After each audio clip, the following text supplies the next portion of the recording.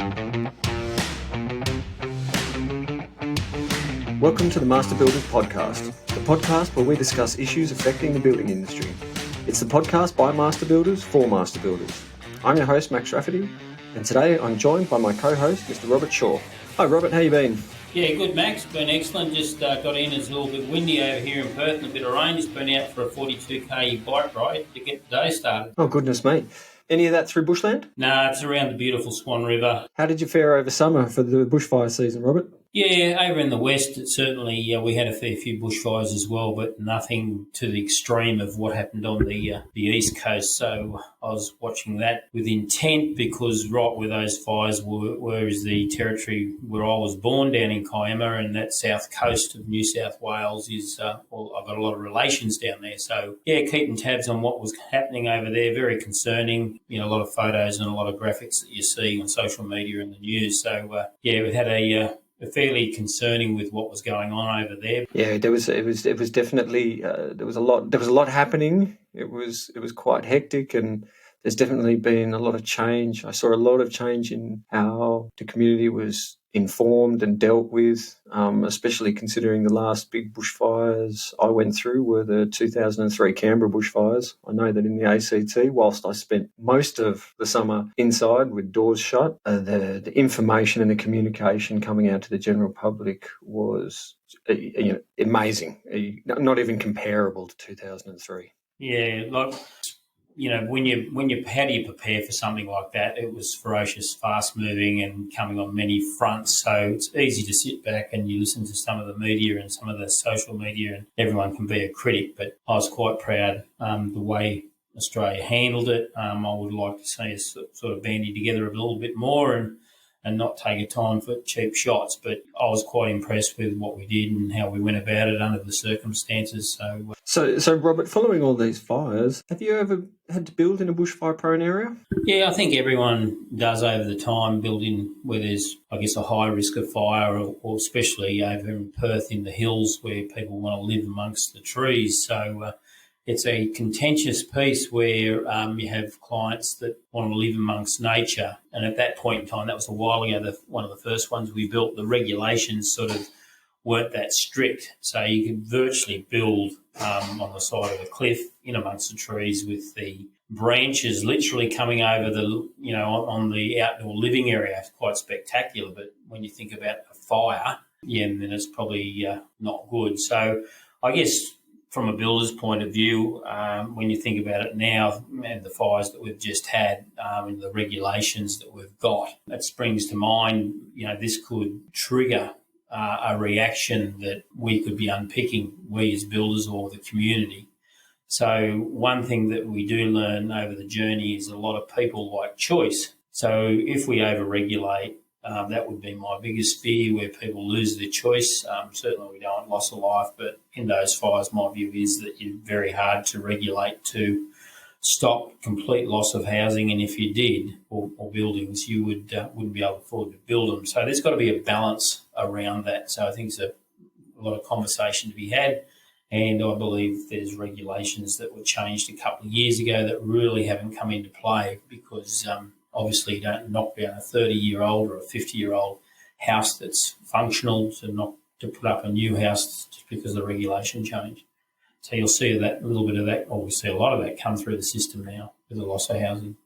Yeah, I know when I built my home, Robert, that it was in a BAL 12.5 zone, and at the time, whilst I was aware that the standard existed, I wasn't fully au fait with what the steps for building this in a BAL 12.5 were going to be. So at that point, as I do, I got access to the Australian Standard and started to figure out what that was going to mean for me. And I think that experience was educational, but I guess like all of these things, they're a moving feast. And so every time you think, oh, well, I better update what I know. I better see if the standards change. I better see if things are different. Yeah, Max, look, it's another thing we deal with in our industry with regulation. So whether it's fire or something else. So in the case where it's fire, in this case, it's a matter of another thing that we need to be across, make sure there's any changes, and also make sure the client understands what they're getting into. And obviously they might be thinking, standard build costs, and then they don't realise that there's implications building in a fire zone. So once that happens, and then you might have a client that is pushing the budget, so they might want to try and just cover the code and in that zoning, or you might have a client that wants to put in some more precautions and go cutting edge, and then you're sort of looking for, I guess, better than the zoning code for that area for bushfires.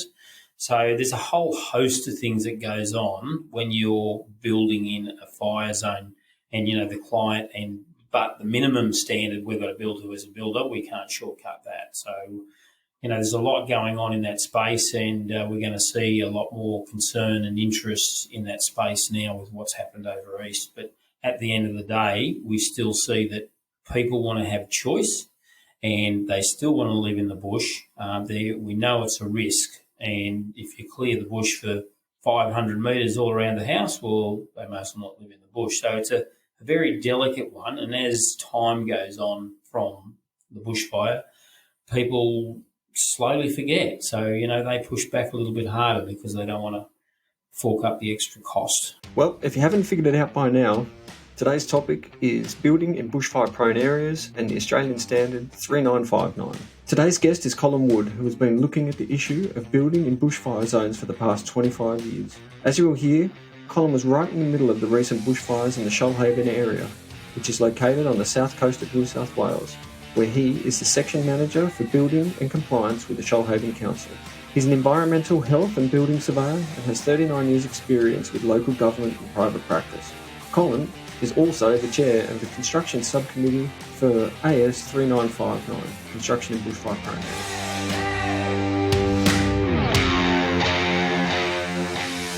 Hi Colin, to start with, can you tell us where you live? I live in the south coast of New South Wales. I also have a house in the Blue Mountains, which is west of Sydney. And what I do is that I work at Shoalhaven City Council, and I'm the building and compliance manager there. And I'm a building surveyor. I'm an accredited certifier. And I also have an interest in bushfires, and I've been on the Australian Standards Committee since 1995. How did you become interested in bushfire construction? Well, I was working at Blue Mountain City Council in 1994 when we had, in the Christmas of 1994, when we had a major bushfire come through. And at the time, I was the fire safety officer, and my boss said to me, he said, I think you need to go and do some surveys of these buildings as to why they were lost. Now, Blue Mountain City Council, along with a few other councils, were at that time had major requirements in place for 20-odd years beforehand for building in bushfire-prone areas. So when I moved up there, I had this natural interest in the bushfires. Once I did those ground surveys, I thought, this is a really interesting element of building surveying, and it's an important thing for the community. And it was following that the Australian Institute of Building Surveyors asked me if I would like to go on to the Standards Committee, because I wrote some information on what I found back in the January 1994 fires. And they gave me that interest and gave me that opportunity, and I've been in that space ever since, and I totally love it. I think that it provides a vital part of what we do in Australia, and I think that we really need to focus on bushfires. How were you personally affected by the recent bushfires? Yes, our bushfires started here on the 26th of November, and it went out on the 6th of February. So we've had our fair share of bushfire down here. It has really been an impact on our communities. We've lost just over 1,000 buildings, and of those we've lost about 320 dwellings. So it has been a real significant impact on our community, and we're trying to regroup and help people through the building process so they can come back to normality as best they can. So were you in the area when the bushfires were on? Yes, I was. I live in Sussex Inlet, which is one of the villages here, and we were actually cut off for 4 days. So I was caught in that area. And I think you probably need to understand too that we are a huge tourist area, and during the peak holiday period, we actually swell with tourists, and we had all these tourists here, and it hit Sussex Inlet on New Year's Eve. So we had all these tourists that had to be displaced. So it was quite a challenging time for everybody. A lot of people haven't lived through a bushfire experience. Colin, could you tell us what it's like for you and your family to live through the experience? I was actually cut off from my family. They were up in the mountains at the time. But the smoke, it just lingers on for weeks. Not days, but it lingers on for weeks. And people were suffering from that. But, we get through it. It's not my first bushfire. It's about my fifth bushfire that I've been through. But it was probably right up there as one of the worst I've seen. So you've just told us what it was like to go through the experience of the bushfires with your family. What are the factors that affect the development of these kind of bushfires? Well, as a fire starts, they generally start out small, and then they generate and they come through and they take out the understory and the substory, and then they can travel through into the canopy. It depends in the landscape in which they're burning, and they'll move through a landscape, and if you have high slopes, then they'll move faster through those high slopes.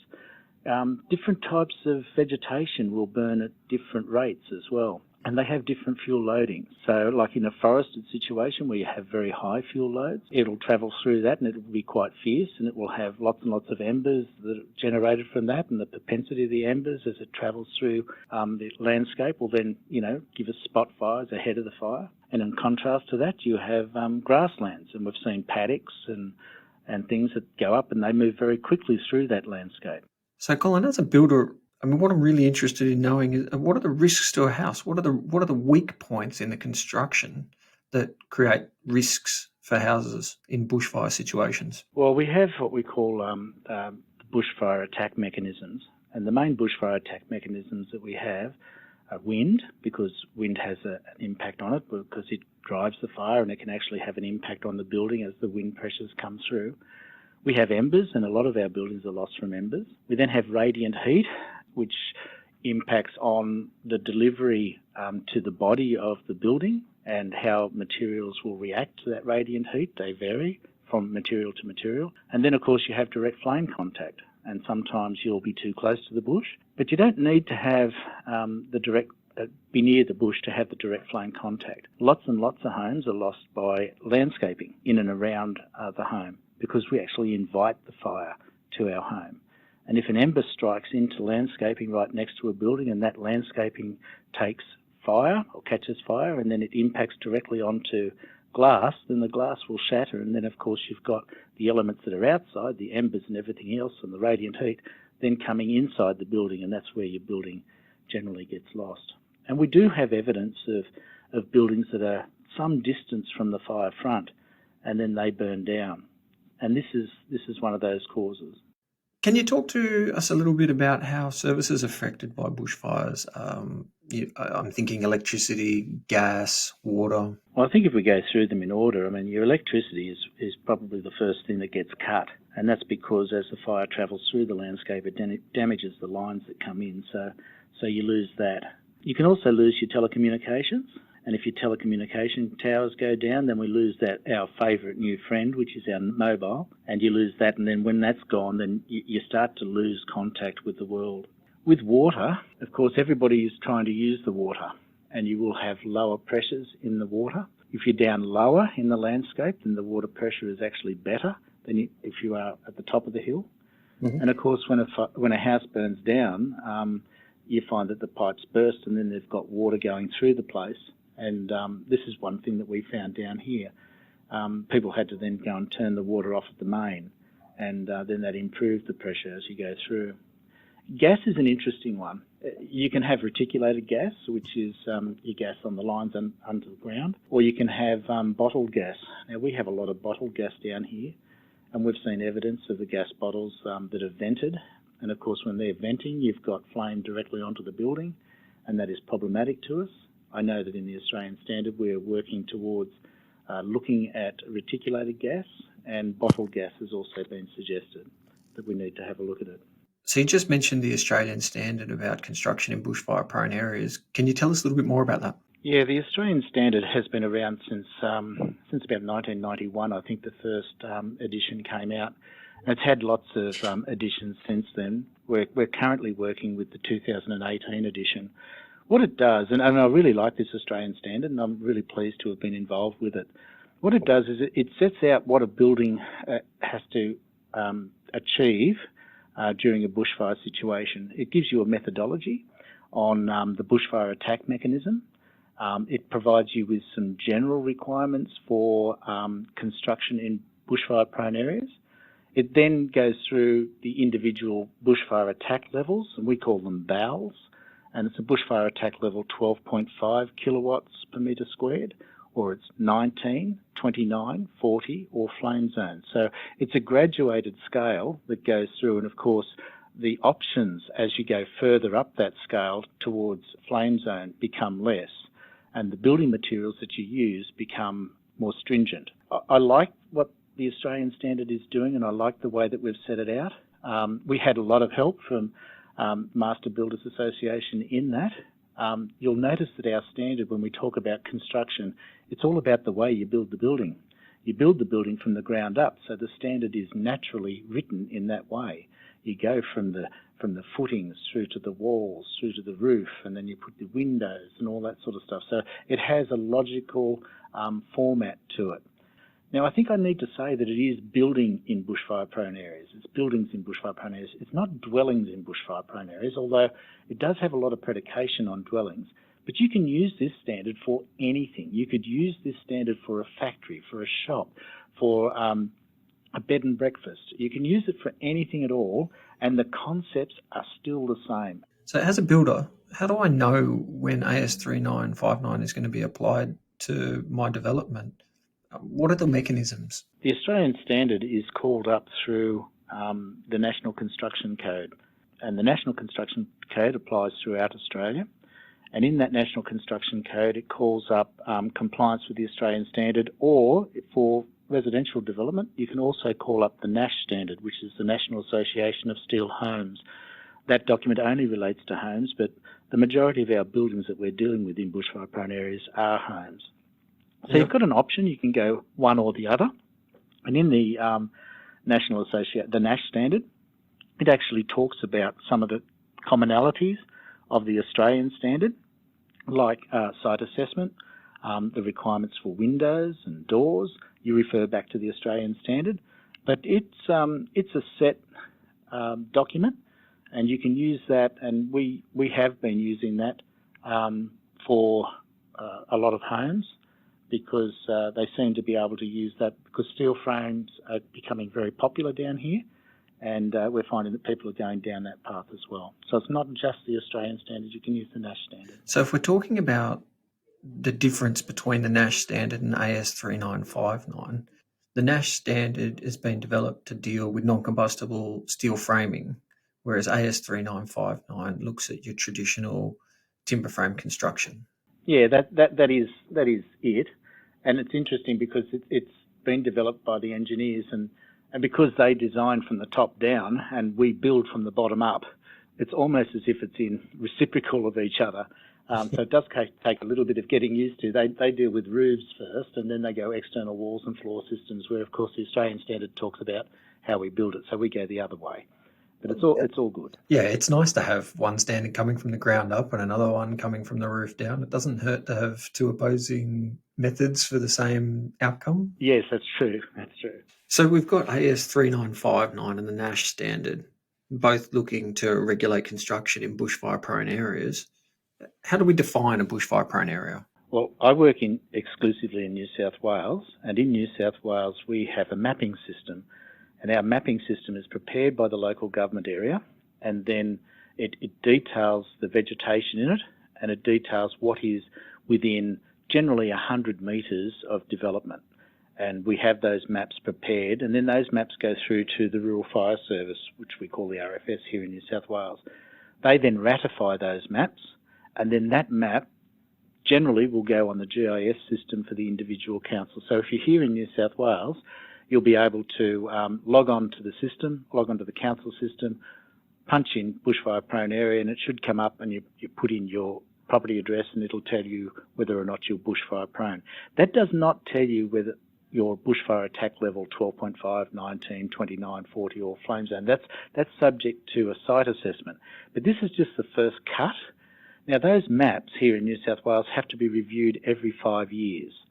And once you review them, and the reason for the review, of course, is we have more development, and those development areas are impacting on current bushfire-prone areas, so therefore the lines on the map move.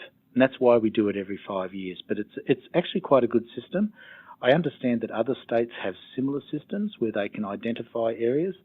And if you don't have a map, you can always identify whether or not it's bushfire prone at the time you're doing your approval, whether it's a development assessment or whether it's a construction certificate doing the build component of it.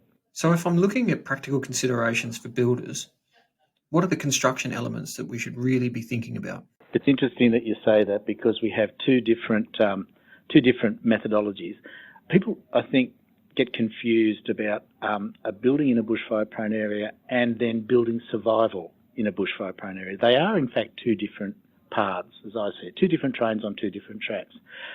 The Australian Standard, rightly so, is just looking at the construction of the building. The Nash Standard is just looking at the construction of the building. But most buildings are actually lost by what people do on their properties with their buildings. See, if I have a building built and it complies with the Australian Standard for BAL 12.5, which is the lowest BAL level, yet I go and put landscaping right next to my house, then I've actually invited the fire to my house. That building is not designed to have direct flame on it. So that is one of the components that we need to look at, and it's the ongoing maintenance throughout the system. Another thing that is coming forward and in the forefront that we've been looking at in our ground surveys of fire events, and we've done one here down in Conjola Park, is the impact of building-to-building fire. You see, the building fire is more virulent or more intense than a bushfire. So if you have one building on fire and there's nobody there, and there's nobody there as far as owners are there, but there's nobody there as far as the RFS or the town brigade, then they can't put that fire out. Now, the radiant heat flux that you will get from that, impacting on the house next door, is well in excess of BAL 12.5. So if you build a BAL 12.5, your neighbour is probably your biggest threat. We understand that, and we're trying to put that in as another component, and this is something that may be considered in future editions of the Australian Standard. It's not there yet.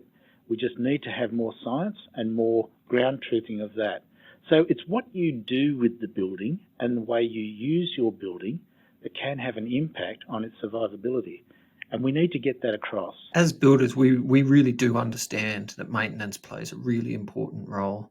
But do you think you can take us through some really core construction requirements? Yeah, there certainly is. And I think one of the main misconceptions is that you can't build in a bushfire-prone area, and that's not the case. The Australian Standard gives you an outcome, depending on how close you are to the impacting vegetation. If I was just to give you an example, if you had a brick veneer home on a slab, then that's going to be fine for all the BALs, BAL 12.5, 19, 29, 40 and flame zone. Yep. The things that will vary will be what you do with the windows. Now, the reason that we have those 5 different categories is the way that glass actually impacts. So your vulnerabilities are your glass. So at the lower end at BAL 12.5, you've got normal float glass. And normal float glass will be okay at BAL 12.5. It's not going to be BAL 12.5 for a prolonged period of time because the bushfire actually goes through quite quickly. But it should be able to survive. If you go to 19, then it's the same glass, but you have to have a screen over the openable and fixed portions.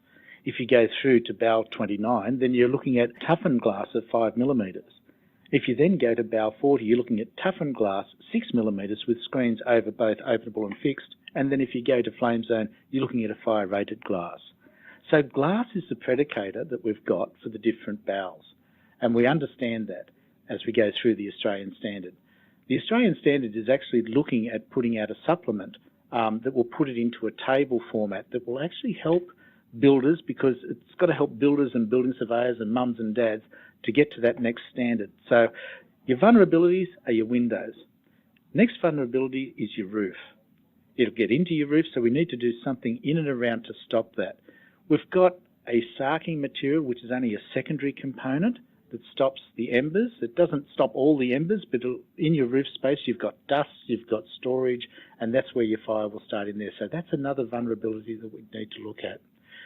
If you get to flame zone, and if you're using the Australian standard, then it really does upsize it, and it puts things like plywood that you need to put over the roofing system. And I know people think, oh, you're going to put timber in a bushfire prone area, but what it does is it actually insulates your roof. So timber is not a bad thing to have in that component. Of course, it's protected on the outside. It's a very, very heavy roof, and I haven't found yet anyone using timber trusses. Mainly they're using steel trusses on those components to support that roof. And a lot of them are not using tiles as well on that roof, on that flame zone roof. And I think that it's because of the weight that you have. So a lot of those flame zone roofs that I'm seeing built have got the colour bond, and they're using that. So I can understand what they're doing there. Another vulnerability, of course, are your doors, as you do have for your windows, the same sort of vulnerability, but everybody wants a timber door. But, you know, we've got to stop that at this point when we get up in those bowels of bow 40 and bow flame zone. You just can't have those timber doors that you want to have, or if you're going to have them, then you need to protect them on the outside with a not so attractive metal screen door over the outside of it. And of course, our biggest impact are timber decks. People have those timber decks, and those timber decks fail. We understand that, and here in New South Wales, and I know I keep going back to New South Wales, but here in New South Wales, you must use bushfire resistant timber for all the components, for the decking and for the bearers and the joists. They all have to be bushfire resistant timber here in New South Wales. Once you get over bow 29, then the timber kind of drops out. So bow 40 is generally a timber free zone. So we're looking at the way that it's exposed and the elements and how we can use those elements to stop the fire from starting in and around the building, because we want to make sure that that doesn't happen. And if it does happen, then we've got other mechanisms that you can, put out some spot fires. And here in New South Wales, we have another document, which is Planning for Bushfire Protection, put out by the Rural Fire Service. And that's about to come law here in New South Wales, and on the 1st of March. And then what that does is it looks at landscaping, it looks at fences, it looks at decking material. It goes over and above the Australian Standard and the Nash Standard. And collectively, that's kind of moving in the right direction. That sounds like it could be a great reference document for people who are outside of New South Wales as well. Yes, it is. It's a free document. You can get it from the New South Wales Rural Fire Service website, and it came in November 2019, and it will become law here on the 1st of March. And I think you can read it cover to cover in about 4 hours, but it really does give you a great understanding of bushfires and how it has an impact. But it goes into the collective components where you've got to have ongoing maintenance of landscaping. Like as of the 1st of March here in New South Wales, you won't be able to have landscaping up against your building. You've got to have either a path around your building or mown grass to your building. Mm-hmm. And I think that in itself is a major step forward. And I think that we're going to start seeing some improvements and more buildings saved due to bushfire. Well, I guess, like you said, those elements reduce the invitation for fire to your house, don't they? Oh, absolutely. Yeah, you're right on. Yep. So you mentioned decks before, and I know in the Shoalhaven region, so many people would like to enjoy the lifestyle of being outside. If I'm a builder and I'm building a deck in a bushfire prone area, how can I identify the timbers that are bushfire resistant? Builders will know that through the Australian Standard. The Australian Standard also has some appendices, which I'm sorry I failed to mention earlier.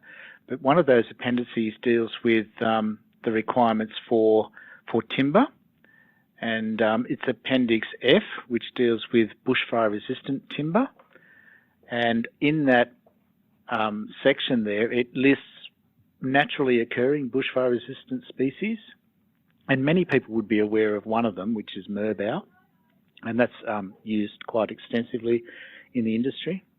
We also have ironbark and turpentine and spotted gum and black butt. They're all in there too.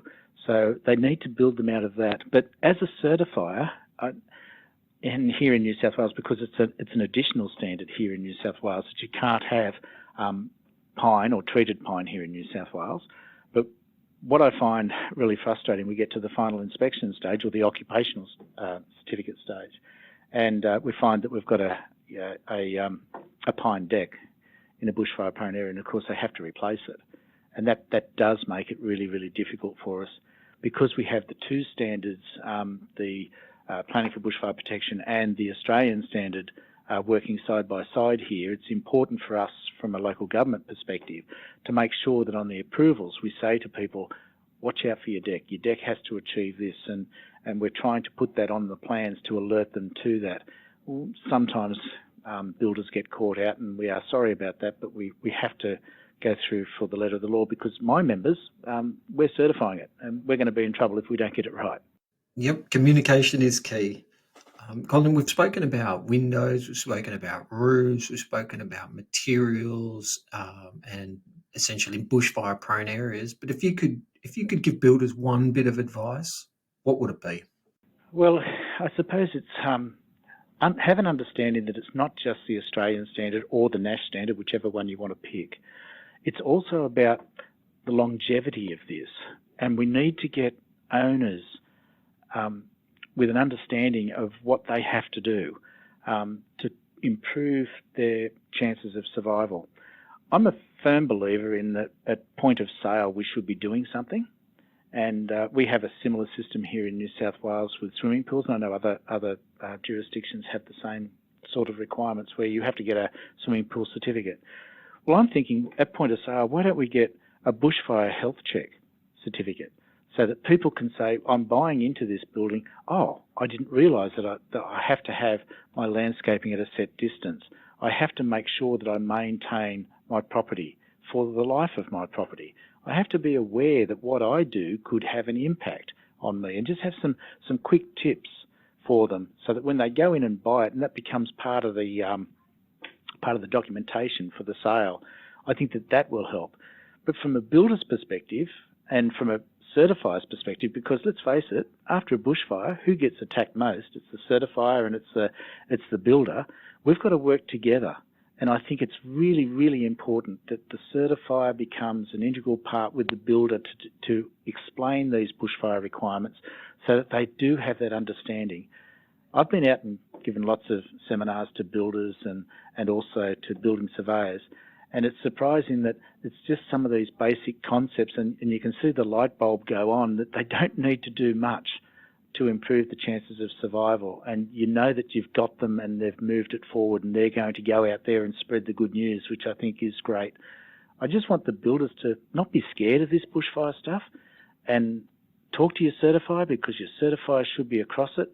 And if they're not, then talk to other people. You'll find that your local councils will be across it, or go out there and seek information, because the Australian Institute of Building Surveyors can help you. The RFS, or depends which jurisdiction you're in, your bushfire people can all help you along with those things, and keep asking questions, because we're not going to know unless you ask questions. We need to be able to answer those, and sometimes we're too close to the document that we don't realise that what might make sense to me is not making sense to a builder. So I need to fix that. Yeah. And I've got builders down here, who have spoken to me about it, and we've run little things here, and they're actually scared. They're scared of doing a building in a bushfire prone area, because they're scared of getting it wrong, and it's that fear that we've got to dispel. It's not hard. We can do this, but and it's okay to talk to your certifier to get it right, and talk to mums and dads as well. Get everybody in the tent, and we can make this happen. Yeah. And this is and the builders are just worried, because after a bushfire, the builder gets belted, and so does the council, and the certifier, and I hate that. If people wanted more information, or were looking for some good resources, Colin, where would they look? Yeah, I as I said, I really like planning for bushfire protection, because I think that it gives you a holistic approach. It goes through the planning mechanisms and what you do for residential and rural residential. Here in New South Wales, we look at other types of development. So we're looking at all classes of buildings and what you can do to get those improved. So I like that document. I also think that the Australian Standard is a good document. it does go through and it does explain things. And it has, to me, a format that you can understand and you can move through it. So I think that they're two prime documents. The Nash Standard, of course, is another one that is a good document. But even if you just get onto Google, and you're going to find a lot of stuff on there on bushfire stuff. And the more bushfires we have, the more we're going to learn, because there will be ground surveys that are done on those bushfires, and there'll also be reports on those. And when those reports come out, you can have a look, and it'll try and tell you what happened during that bushfire situation, and we can all learn from those sorts of things. Thanks for your time, Colin. We really appreciate the support you're giving to the building industry, and we look forward to talking to you in the future. Thank you. It was really interesting to hear Colin talk about landscaping. I found, as builders, we're always focused on what it is we're trying to do to protect houses, or whatever. What is it we can do to protect housing? But it was really interesting to him to talk about what needs to be maintained to, I guess, maintain that protection. Yeah, Max, it was, listening to Colin as an expert and being in the field for 25 years, one of the things I thought about was, they've put a lot of work into this already. Like, a lot of people think there's not a lot going on when it comes to bushfires, but there is people working on it all the time. So that was quite interesting to hear. But in relation to some of the buildings and, the practical sense in relation to fire and fuel loading, whether it's your neighbour's house or a fence or a shrubbery around the house, was quite interesting, because, your biggest threat could be your neighbour's house, or your biggest threat could be the shrubs you planted 3-4 years ago that are now beautiful, but in a fire they're going to be fuel. So I guess some common sense things come out of the podcast and listening to Colin and having paths around the house. But then again, you get the pushback from people that say, I want the choice to have the vegetation. I think the big takeaway for me is if we understand the risks that bushfires present to housing, and we know that the outcome is not to stay in the house and have it treated as a bushfire shelter, but to give it the best chance of surviving a bushfire. I thought it's really interesting to hear that if you understand those weaknesses, well, then they're not things that we need to be scared of. The industry knows how to build. That's what we do every day, and we might make a few tweaks to things we focus on, but generally we can cover it. Yeah, that's right. So the other couple of things that Colin touched on, I think, is that the code did change a couple of years ago, and that'll be implemented now with the rebuilds, and I think with some further education around evacuations and get that a little bit more fine-tuned. I think then we wait and see how, I guess, that new code is implemented, see what the shortfalls are, or whether we've gone over the top with the costs, how all that works. So, the last thing we want to do is layer on top of layer more cost, and then, it's great if you want to build houses that are totally fireproof, but if people can't afford them. And I think there is a balance between the two, and obviously after a horrific fire like that, then we certainly will learn a lot, and we have learned a lot, but there's a lot of discussion to be had. Did you hear something in today's show notes that you wanted to write down? Don't worry, we've taken all the notes for you. You can access the show notes at masterbuilders.com.au/podcast. If you want to hear more great stuff about building and construction, make sure you go ahead and click the subscribe button. And while you're there, why don't you leave us a rating? And don't forget to tell your friends and workmates about the podcast. We'll bring it up at your next Toolbox Talk. I'm Max Rafferty. Until next time, stay safe.